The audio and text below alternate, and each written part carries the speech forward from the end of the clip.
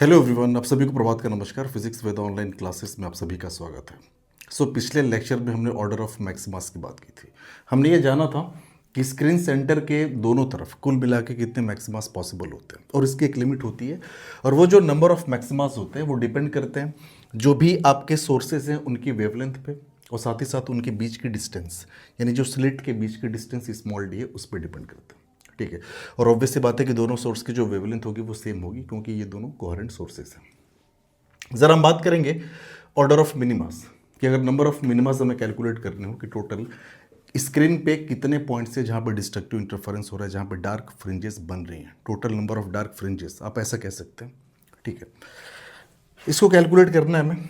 तो जैसे मान लिया कि ये तो हमारा सेंटर है, ठीक है, सेंटर हमने ओ मान लिया, और इस सेंटर पे तो मैक्सिमा बनेगा, तो जहाँ पे सेंट्रल मैक्सिमा होता है आपका, ठीक है, और यहाँ पे डेल्टा एक्स की जो वैल्यू होती है वो होती है 0।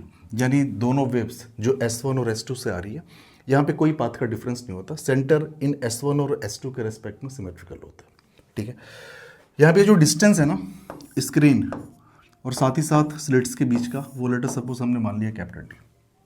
ठीक है, अब ये चीज़ हमने पढ़ा है कि अगर बात हम करें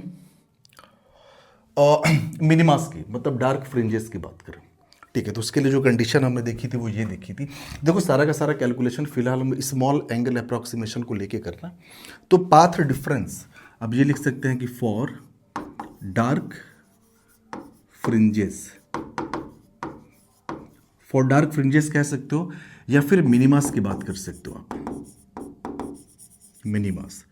ये जो आपका पाथ डिफरेंस होता है डेल्टा एक्स, ये किसके बराबर हुआ करता था? डेल्टा एक्स की वैल्यू होती है odd multiple of lambda by 2। अगर आपको याद हो तो इसको हमने ये लिखा था 2n-1, और ये हो गया लेमडा बाई 2।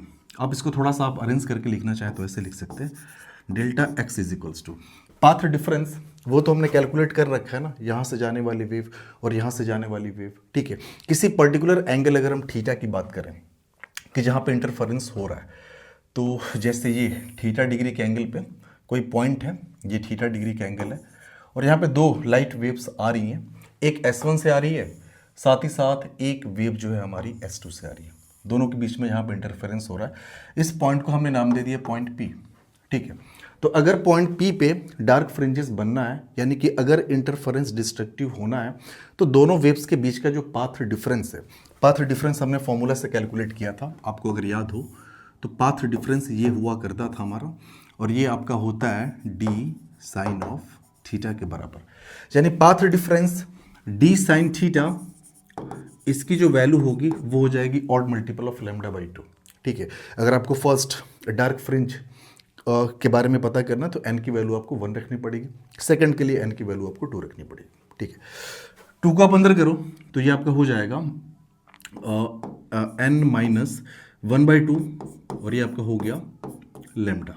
ठीक है, 2 को हमने अंदर कर लिया, तो फाइनली हमारे सामने जो मिला एक्सप्रेशन वो ये मिला है कि d sine of theta is equals to n-1/2, और ये हो गया आपका लेमडा।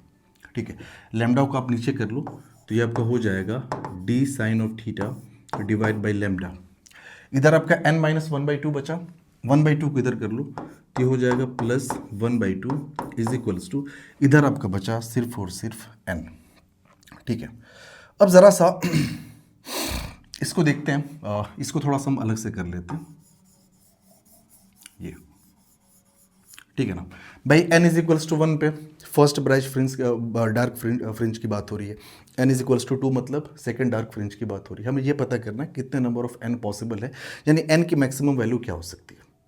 ठीक है, अब आप ज़रा ध्यान से समझिएगा, जो हमारे पास एक्सप्रेशन निकला है n इज इक्वल्स टू, ये निकला है d sine of theta divided by, ये हो गया लेमडा प्लस 1/2, यानी कि n इज इक्वल्स टू, हम n मैक्स की बात कर रहे हैं, यानी कितने मैक्सिमम नंबर ऑफ मिनिमास या फिर डार्क फ्रिंजेस पॉसिबल हैं स्क्रीन के ऊपर। n is equals to n max की बात करें तो भाई साइन थीटा तो मैक्सिमम लेना पड़ेगा ना, और आपको पता है कि जो साइन थीटा की मैक्सिमम जो वैल्यू निकल के आती है, आप ये कह सकते हो कि साइन थीटा इस केस में लेना पड़ेगा हमें साइन थीटा मैक्स, और इस साइन थीटा की जो मैक्सिमम वैल्यू होती है वो होती है 1 के बराबर।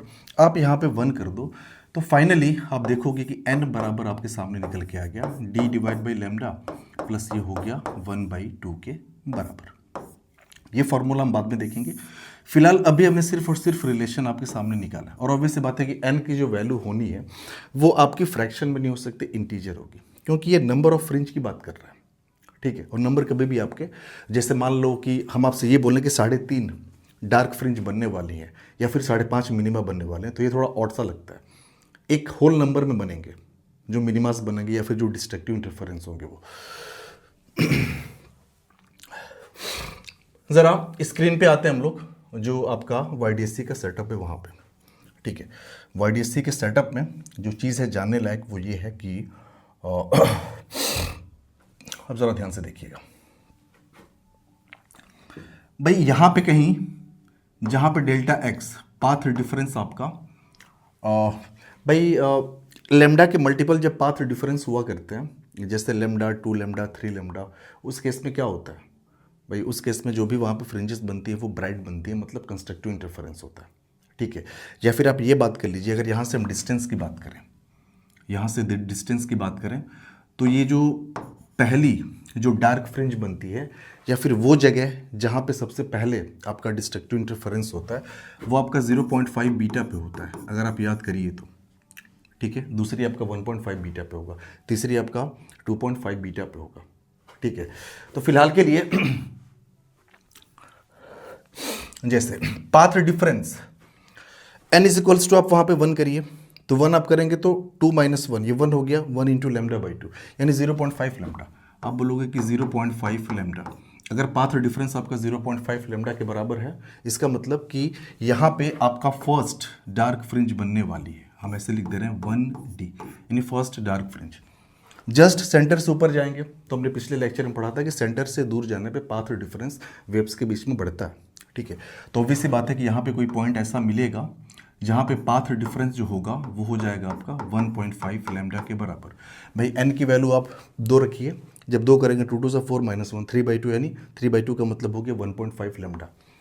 ऐसे ही कहीं ऐसा भी पॉइंट होगा जहाँ पे पाथ डिफरेंस आपका होगा 2.5 लेमडा के बराबर होगा। ऐसा ही कोई पॉइंट होगा जहाँ पे पाथ डिफरेंस जो होगा आपका 3.5 टाइम्स लेमडा के बराबर होगा। फिर ऐसा ही कोई पॉइंट होगा डेल्टा एक्स जहाँ पे पाथ डिफरेंस आपका 4.5 लेमडा के बराबर होगा। अब ज़रा गौर फरमाइएगा इस पर। ये फर्स्ट डार्क यहाँ पे बनी, यहाँ पे सेकंड डार्क, यहाँ पे आपकी थर्ड डार्क फ्रिंज, और यहाँ पे आपकी फोर्थ डार्क फ्रिंज, यहाँ पे आपकी 5 डार्क फ्रिंज। अब ज़रा आप ध्यान से देखेंगे ना तो आप बोलेंगे यार कि एक चीज़ हमने पढ़ी थी, और वो ये कि जो पाथ डिफरेंस होगा वो लेस देन और इक्वल्स टू डी होना चाहिए। अब लेस देन मानो, इक्वल्स टू तो मानो ही नहीं, इक्वल्स टू तब होगा जब तीनों के तीनों पॉइंट्स जो होंगे वो कोलिनियर हो जाएंगे, मतलब S1 S2 और पॉइंट जो P है वो भी इसी लाइन में कहीं हो, तब जाके जो पार्ट डिफरेंस होगा वो D के बराबर होगा। D से हमेशा छोटा होना चाहिए। आप बोलोगे यार कि D की वैल्यू जो सवाल के हिसाब से गिवन है वो आपकी गिवन है 4.5 टाइम्स लेमडा के बराबर। ठीक है ना, यानी पाथ डिफरेंस कभी भी 4.5 नहीं 4.4 लेमडा से बड़ा तो हो नहीं सकता। और यहाँ पे ये जो पॉइंट आपको दिख रहा है, आप बोलोगे यार कि यहाँ पे तो पाथ डिफरेंस हमने 4 पॉइंट लेमडा अज्यूम कर लिया, और उसके हिसाब से तो फिफ्थ डार्क बन रही है। इसका मतलब कि न तो पाथ डिफरेंस 4.5 लेमडा आएगा और न ही 5वीं डार्क फ्रिंज यहाँ पे बनेगी, पॉसिबल ही नहीं है। ठीक है, तो कितनी डार्क फ्रिंज बने या फिर कितने नंबर ऑफ मिनिमास यहाँ पे बने, तो 1 2 3 4। ठीक है ना, कितने बने 1 2 3 4। तो आप यहाँ से कह सकते हैं भैया ऑर्डर ऑफ जो मिनिमास हमें मिले हैं यहाँ पे, ऑर्डर ऑफ मिनिमास। ठीक है ना, ऑर्डर ऑफ जो मिनिमा हमारे सामने आया वो कितना आ गया 1 2 3 4, ये 4 हो गया। ठीक है, हम बोले कैसे बताओ टोटल नंबर ऑफ मिनिमास के आप कैलकुलेशन कर सकते हो, टोटल नंबर ऑफ मिनिमास या फिर total number of dark fringes, तो वो भी हम देख लेते हैं। Total number of dark fringe या फिर total number of मिनिमास, total number of मिनिमास। आप बोलोगे 4 ऊपर बनेंगे 4 नीचे बनेंगे, तो 4 + 4 = कितना हो गया 8 के बराबर हो गया। This will be our answer. अब सवाल ये उठता है ना कि ये तो हमने लॉजिकली यहाँ पे सब कुछ चीज़ें देख के हमने की है, पाथ डिफरेंस का कैलकुलेशन करके पता कर लिया कि टोटल नंबर ऑफ मिनिमास कितने पॉसिबल होंगे। क्या कोई डायरेक्ट फॉर्मूला है? जैसे मैक्सिमा निकालने के लिए हमने देखा था कि मैक्सिमा के लिए डी डिवाइड बाई लेमडा आया करता था, ठीक है ना, यानी ऑर्डर ऑफ किसकी बात करें, मैक्सिमा की बात करें तो greatest integer of D by lambda हुआ करता था। क्या यहाँ पे कोई ऐसा फॉर्मूला पॉसिबल है? तो हाँ पॉसिबल है, वही तो हमने निकाला यहाँ पे। अब ध्यान से ज़रा समझो, ये एन क्या निकला है, एक्चुअल में नंबर ऑफ मिनिमाज ये निकला है, या फिर ऑर्डर ऑफ मिनिमा आप इसको कह सकते हो। तो आप बोलोगे कि जो हमारे पास ऑर्डर ऑफ मिनिमा आया, मिनिमा वो कितना है, ग्रेटेस्ट इंटीजर। ग्रेटेस्ट इंटीजर हम क्यों कर रहे हैं, क्योंकि फ्रैक्शन में तो होगा नहीं, जब भी होगा होल नंबर में होगा, कंप्लीट में होगा। तो ये हो गया D divide by lambda plus ये आपका हो गया 1/2, ठीक है। डी की वैल्यू जहाँ तक हमें याद है इट वॉज 4.4 लेमडा, ठीक है ना। तो 4.4 लेमडा दी हुई थी डी की वैल्यू, तो हमने लिखा इसको, ये आपका हो गया 4.4 lambda divide by lambda plus 1/2 को आप लिख सकते हैं 0.5। ये लेमडा कैंसिल आउट हो गया, 4.4 प्लस 0.5 ये आपका हो जाएगा 4.9। तो इसका ग्रेटेस्ट इंटीजर कितना हो गया, 4 के बराबर हो गया। इसका मतलब कि 4 एक तरफ 4 एक तरफ, टोटल कितने हो गए, टोटल नंबर ऑफ जो मिनिमास मिले, टोटल नंबर ऑफ मिनिमास फॉर्मूले के हिसाब से जाओगे तो वो भी कितना आ जाएगा, 4 + 4 = 8 के बराबर हो गया, ठीक है। और यहाँ से देखोगे लॉजिकली हमने कैलकुलेट किया, वो भी 8 के बराबर ही है। तो इस तरीके से अब जो ऑर्डर ऑफ मिनिमा है, हाईएस्ट ऑर्डर ऑफ मिनिमा, या इन टोटल कितने हैं अब मिनिमास बनेंगे वो आप कैलकुलेट कर सकते हो, ठीक है। हम ज़रा बात करते हैं, थोड़ा सा आगे प्रोसीड करते हैं लेक्चर को, और intensity of interference on screen. हालांकि इन सब के बारे में हम बात कर चुके हैं, ठीक है, ऐसा नहीं है कोई चीज़ हमारे लिए नई है। दो कोहेरेंट सोर्सेज से S1 S2 वेवलेंथ दोनों की सेम है, और यहाँ से जो वेव निकल रही उसकी इंटेंसिटी I1 है, यहाँ से वेव निकल रही इसकी इंटेंसिटी जो है वो I2 है। अब आप बोलोगे यार कि कोहेरेंट है तो इंटेंसिटी अलग अलग क्यों हो सकती है, इंटेंसिटी अलग अलग। कोहेरेंट का ये मतलब नहीं होता ना कि इंटेंसिटी उनकी अलग अलग ना हो, इंटेंसिटी सेम हो इंटेंसिटी अलग अलग हो सकती है। कोहेरेंट में जो सबसे बड़ी कंडीशन होती है वो ये होती है कि वेव्स की फ्रीक्वेंसी आपस में सेम हो, साथ ही साथ उनकी वेवलेंथ, और या तो उनके बीच में फेज डिफरेंस कांस्टेंट हो या फिर जीरो हो, फेज डिफरेंस हो ही ना, या फिर हो तो वो टाइम के साथ वैरी न करे। अब यहाँ पे अलग अलग आपके सामने दिख रहा है कि भाई इसकी इंटेंसिटी अलग, इसकी इंटेंसिटी अलग, ये तभी पॉसिबल है जब दोनों सोर्स अलग अलग रहे होंगे। यहाँ पे हमने आप नोटिस करेंगे तो कोई भी हमने यहाँ पे प्राइमरी सोर्स नहीं दिखा है। कोई प्राइमरी सोर्स दिखा है क्या? अगर कोई प्राइमरी सोर्स होता तो यहाँ से लाइट दोनों पे सिमेट्रिकल इंसिडेंट होती, फिर यहाँ से और यहाँ से निकलने वाली जो वेव्स हैं S1 और S2 से, दोनों की इंटेंसिटी जो होती है वो सेम होगी। दोनों सोर्सेज अलग अलग हैं, दोनों में खास बात क्या है कि दोनों की फ्रीक्वेंसी सेम है, साथ ही साथ दोनों से निकलने वाली जो वेव्स है उनकी वेवलेंथ कॉमन है, ये कोहेरेंट है, ठीक है। कोई रैंडम पॉइंट, हमने पॉइंट P ले लिया, ठीक है, और P पे रिजल्टेंट इंटेंसिटी अगर आपको याद हो तो इसका फॉर्मूला आप लोग रट के बैठे हैं कि जो IR की वैल्यू होती है वो होती है I1 + I2 + 2 √of I1 I2 cos of delta phi, यानी फेज डिफरेंस ऐसा होता है, ठीक है। साथ ही साथ स्मॉल एंगल अप्रॉक्सीमेशन की हम बात कर रहे हैं।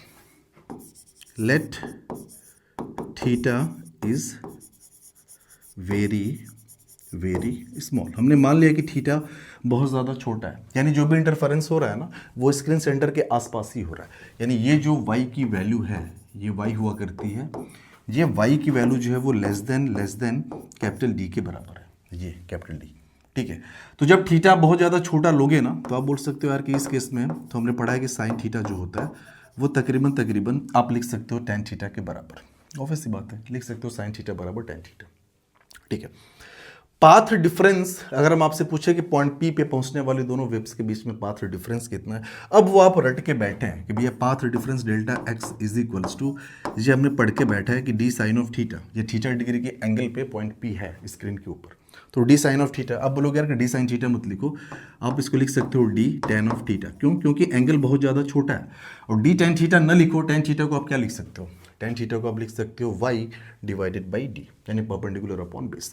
तो यहाँ से डेल्टा x आपका आ गया dy divide by capital D। तो ये तो पाथ डिफरेंस हुआ, और आपको पता है कि भैया अगर पाथ डिफरेंस आपको पता है ना तो फेज डिफरेंस तो आप यूँ ही निकाल लोगे।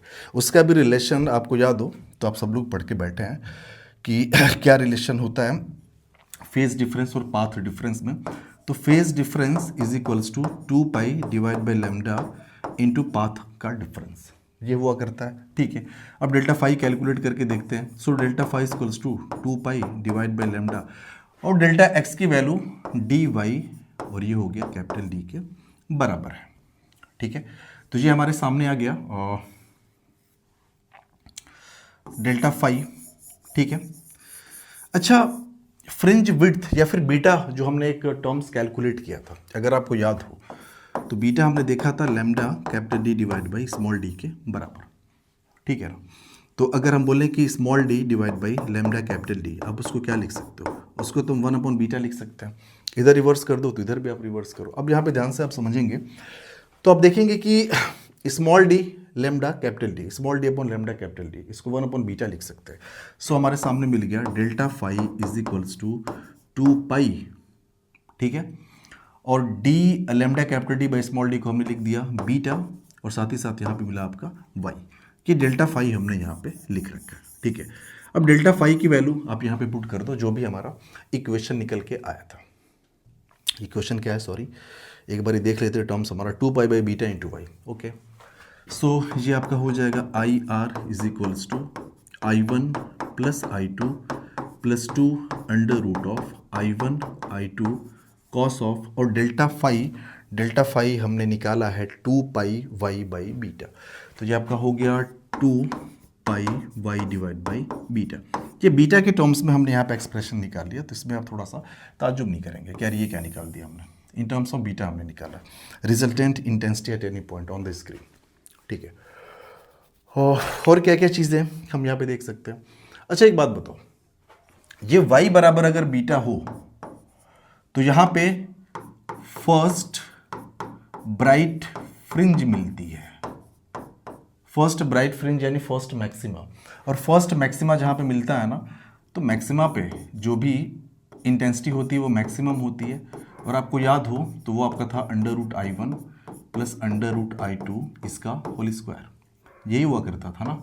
हम देख लें क्या इस फॉर्मूले के हिसाब से आ रहा है क्या, तो y बराबर बीटा पे ऐसा हुआ है। ठीक है, इसमें y बराबर बीटा हम रख के देखते हैं क्या निकल के आ रहा है। सो हमने यहाँ पे रखा y बराबर beta at y is equals to beta. जब y बराबर आप बीटा करोगे तो आप ध्यान से समझिएगा, y बराबर बीटा किया, बीटा बीटा कैंसिल आउट हो गया।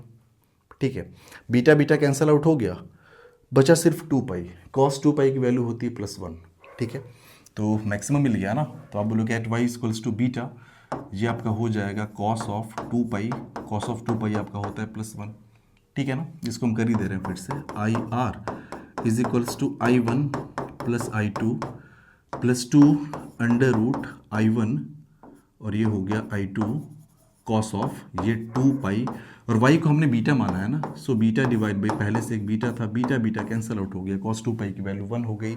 सो we have got the value of I R resultant intensity, और ये आपका हो गया I1 plus I2 plus 2 under root of I1 I2, जिसको आप लिख सकते हो कि भाई ये तो मैक्सिमम वैल्यू निकल के आई है। मैक्सिमम क्यों निकली है, क्योंकि यहाँ पे बचा है कॉस ऑफ 2 पाई, और कॉस ऑफ 2 पाई की वैल्यू होती है मैक्सिमम, और मैक्सिमम वैल्यू कितनी होती है, +1 होती है।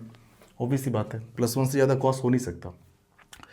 तो ये जो रिजल्टेंट इंटेंसिटी मिली है ये हमारी है मैक्सिमम, और मैक्सिमम आप लिख सकते हो under root I1 plus under root I2 इसका होल स्क्वायर।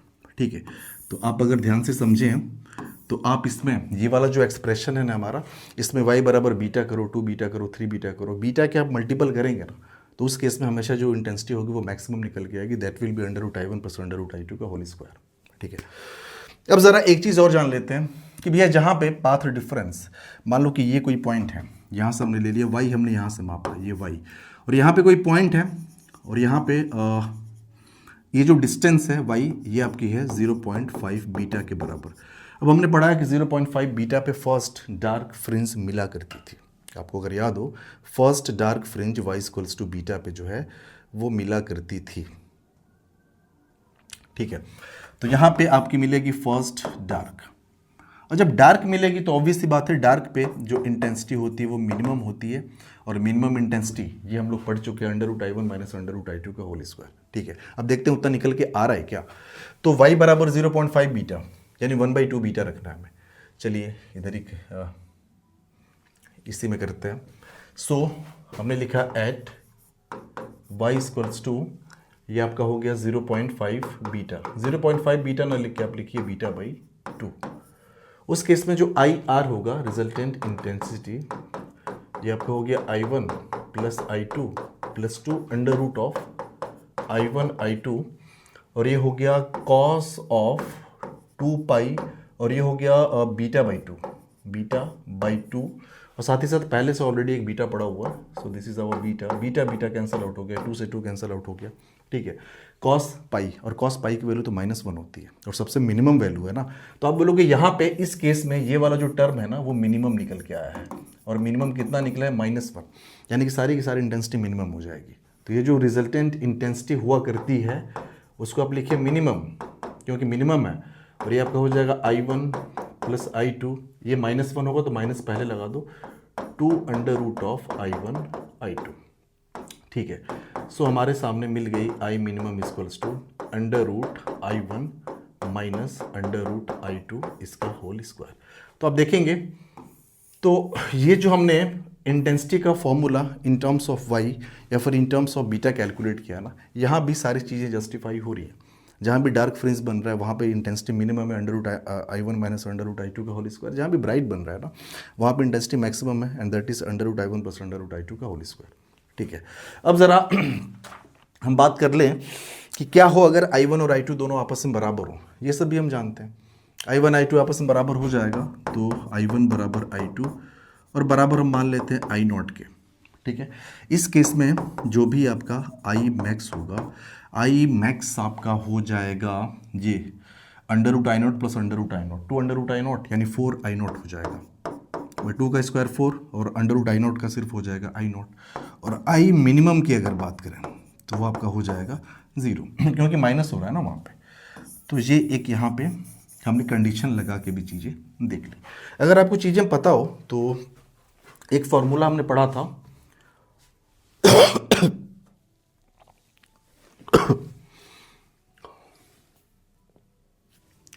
ठीक है, जो हमारा फॉर्मूला है ना IR जो निकल के आया है, IR is equals to I1 plus I2 plus 2 under root I1 और ये under root I2 cos of delta phi, ठीक है। I1 I2 अगर बराबर कर देंगे तो यहाँ भी I not plus I not 2 I not हो जाएगा, और यहाँ पे 2 under root I not into under root I not, ये भी हो जाएगा 2 I नॉट, ठीक है। तो ये आपका हो गया, ये हम तब कर रहे हैं ना जब I1 और I2 आपस में बराबर है और ये I नॉट के बराबर है, यानी दोनों वेव्स की इंटेंसिटी बराबर हो उस केस में। तो ये हो गया I not plus I not plus 2, ये under root I not into under root I not, ये हो जाएगा I नॉट, और ये हो गया कॉस ऑफ डेल्टा फाई, ये हो गया IR की वैल्यू, ठीक है। So IR is equals to 2 I not, 2 I not common कर लिया, 2 I नॉट, तो यहाँ पे तो मिला 1 प्लस यहाँ पे मिला कॉस ऑफ डेल्टा फाई, ठीक है। सो ये आपका हो जाएगा 2 I नॉट, और ये 1 प्लस हाफ एंगल फॉर्मूला यहाँ पे यूज़ करो, कॉस थीटा बराबर 2 cos square theta by 2 minus 1, तो ये हो जाएगा 2 कॉस स्क्वायर थीटा यानी डेल्टा फाई बाई 2 माइनस 1, ये 1 1 कैंसिल आउट हो गया। So resultant intensity at any point on the screen 2 टू ज़ा 4 I नॉट, और ये हो गया कॉस स्क्वायर और ये डेल्टा फाई डिवाइड बाई 2, ठीक है ना। ये रिलेशन हमें मिला, डेल्टा फाई को आप लिख लो 2 pi by lambda into delta x, क्या ही फर्क पड़ता है। ये सिर्फ रिलेशंस हम निकाल रहे हैं ताकि आप चीज़ों को कनेक्ट कर पाओ। IR equals to 4 I not, और ये हो गया कॉस स्क्वायर, डेल्टा फाई को हमने लिखा 2 पाई डिवाइड बाई लैम्डा, और ये हो गया डेल्टा एक्स डिवाइडेड बाई, ये हो गया 2 2 कट गया, सो दिस इज 4 I नॉट, और ये हो गया cos square, delta x path difference ये आपका होता है डी साइन थीटा, इसी को आप लिखते हो भैया डी टैन थीटा, इसी को लिखते हो ना, और इसी को लिखते हो D Y by capital D, चलो वो लिख दो यहाँ पे, तो ये हो जाएगा पाई डिवाइड बाई लेमडा, और इसको हम लिख दिया D Y divide by capital D, और ये हो गया 2।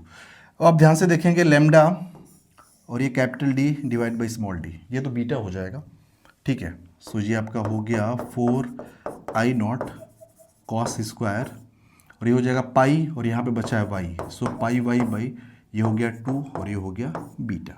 सो रिजल्टेंट इंटेंसिटी का एक फॉर्मूला हमने वाई और बीटा के टर्म्स में भी निकाल लिया। ठीक है, अगर आपको यकीन ना हो तो आप देख लीजिए, वाई बराबर बीटा डिस्टेंस पे फर्स्ट मैक्सिमम बनता है, वहाँ पे इंटेंसिटी आपकी 4I0 होनी चाहिए। तो ठीक है, अब देख लो एट वाई बराबर बीटा, आई आर हमें पता करना, तो वाई की वैल्यू आप बीटा करो। सो ये आपका हो जाएगा I R is equals to 4I0 cos square pi, और वाई को हमने किया बीटा डिवाइड बाई 2 और ये हो गया बीटा। एक मिनट, कहीं तो चीज़ें गड़बड़ हुई हैं।